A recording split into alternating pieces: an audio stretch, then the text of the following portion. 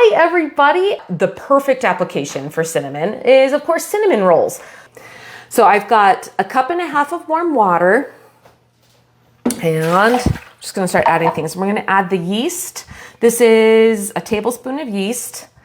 I've got 2/3 cup of sugar and I'm gonna add that and I'm just gonna let the yeast kind of develop with just the water and the yeast and the sugar for just a minute.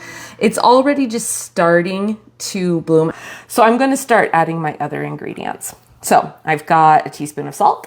This is 1 potato. This is about 1 cup of mashed potato. And what I did to make my mashed potato, I peeled some russet potatoes. I put them in a pan of boiling water and I just let them boil. As soon as they were done, I didn't add anything. I just mashed them up with a potato masher until they were soft. If you want to use instant mashed potatoes, that works well.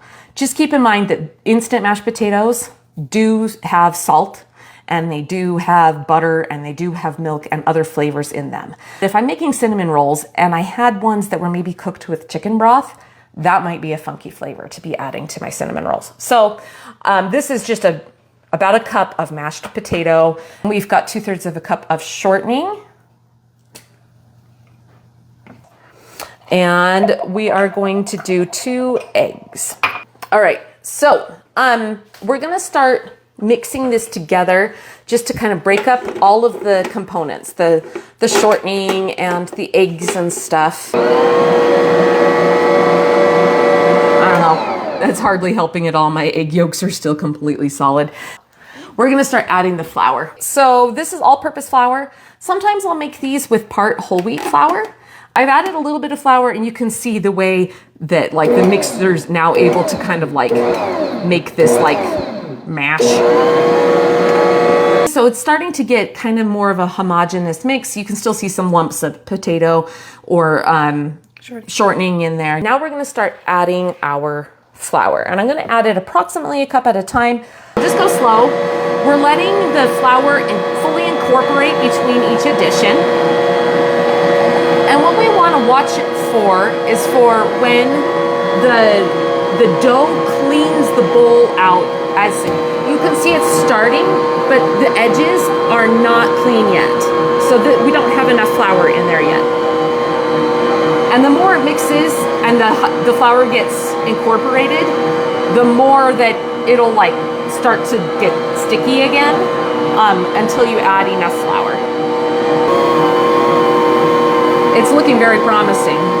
See how it's like pulling away from the sides and the center post is clean? Can you guys see that?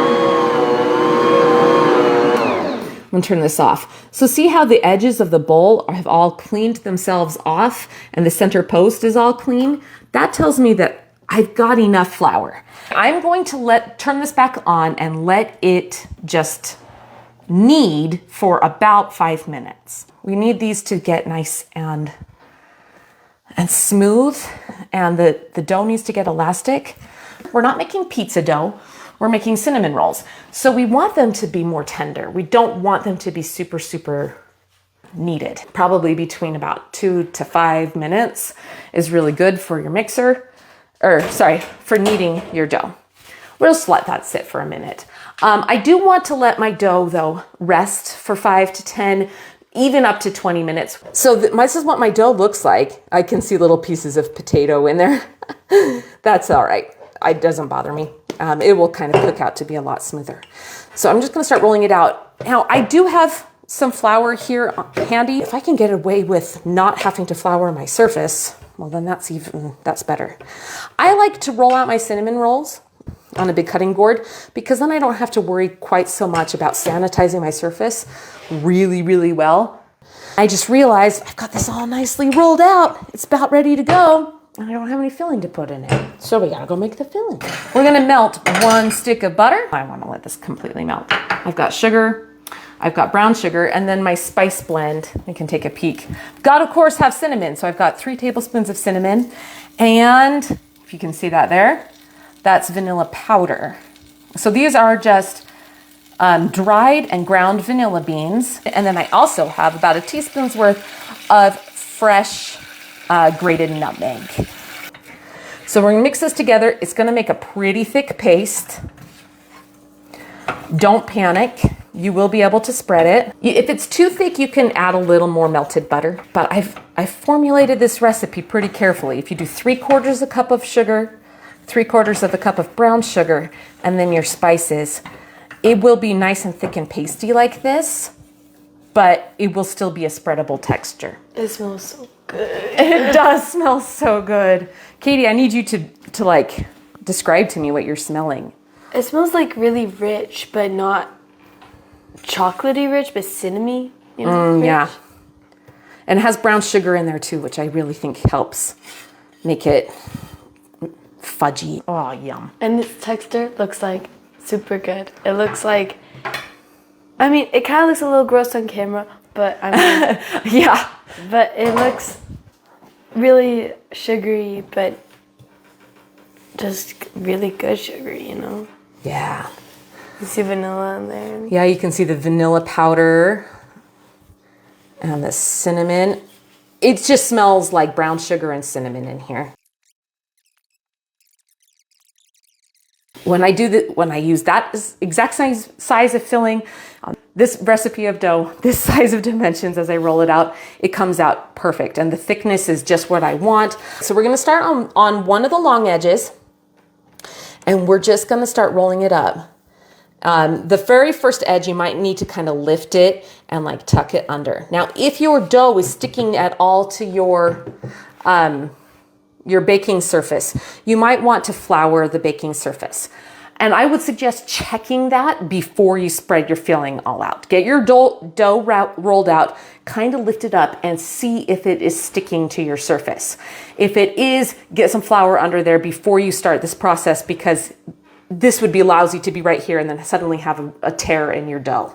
You know, that would not be fun. So we're just gonna kind of go back and forth, kind of lifting, tucking, rolling it under. I feel like I'm back in kindergarten. The center is kind of pulling out. So I'll just lift the bottom and kind of nestling it around there. When we get to the very end, we kind of lift it and pinch your seam down so that it will stay nice and tight. I'm still going to rotate the entire roll so that it's resting on that seam and we can let gravity help us to seal our cinnamon rolls.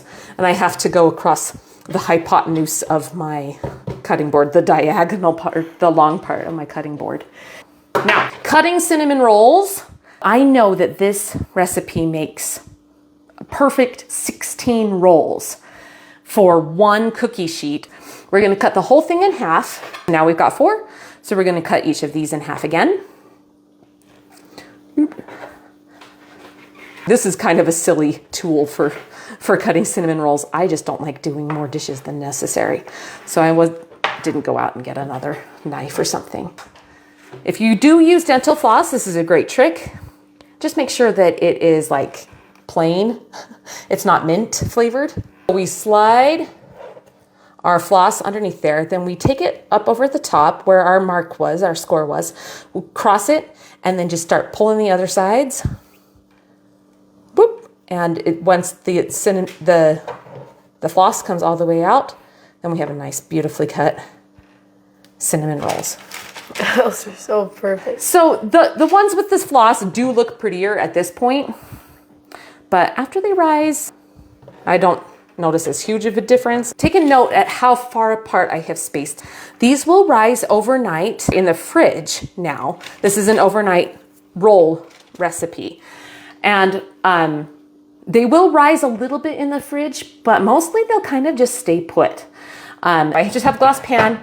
I put that in the oven. It had hot water in it and it turned my oven into a little steam box.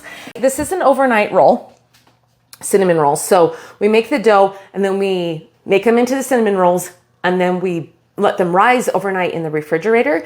And then about an hour before you're ready to bake them, you want to bring them out somewhere warm that they can proof. I actually let them proof in the oven with a pan of boiling water. I didn't have the oven on, but I just put a pan of boiling water in the bottom of the oven. And then I set the cinnamon rolls inside that oven and closed the door. And that just kind of makes a little proof box that's nice and steamy for them. And then when they get nice and tall and squishy and they're all mushed together on the pan, then you know that they're ready to go. Now, one might be wondering what's the white stuff on here. I poured a little bit of heavy cream on each of my cinnamon rolls, and that just helps them to be like extra, extra good. These are definitely a decadent, rich treat. These are fully proofed, ready to go into the oven. All right. So, dang, those smell good. We'll give it just an up close just for a moment. Pause briefly and admire the finished cinnamon rolls. I'll turn off my oven. So notice how they're nice and evenly browned on the top. You can see the bubbly cream, a little bit of that cream on there. I have made a batch of vanilla bean cream cheese frosting. I used about a tablespoon of vanilla paste, and I put a block of cream cheese, a stick of butter, and then enough powdered sugar to make it nice and fluffy. Man, that's good. That looks so good.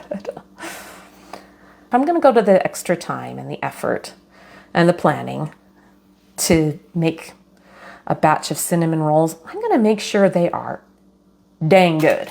Here we go. Ready to take a peek? Try not to get my arm completely. I'm just gonna kind of slide under there.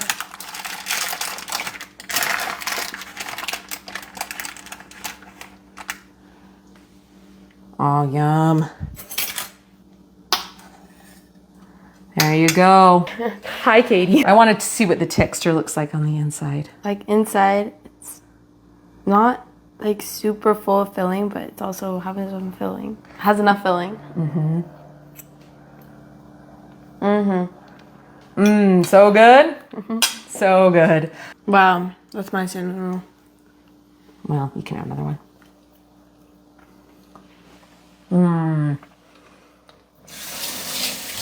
Nothing beats a homemade cinnamon roll. Seriously, it just tastes like love. That's what these taste like. They are warm and sweet, and oh gosh, I just love them. The Ceylon cinnamon really works well, and it has that different flavor and aroma than cassia cinnamon. It's not as spicy hot. It's more floral sweet and just robust. Katie's sitting behind the camera just enjoying this cinnamon roll, and I'm proud of her for that. Wow, they're so good. They're so good. One last peek at these cinnamon rolls before we sign off. I hope you have a wonderful week, and we'll talk to you later. Bye.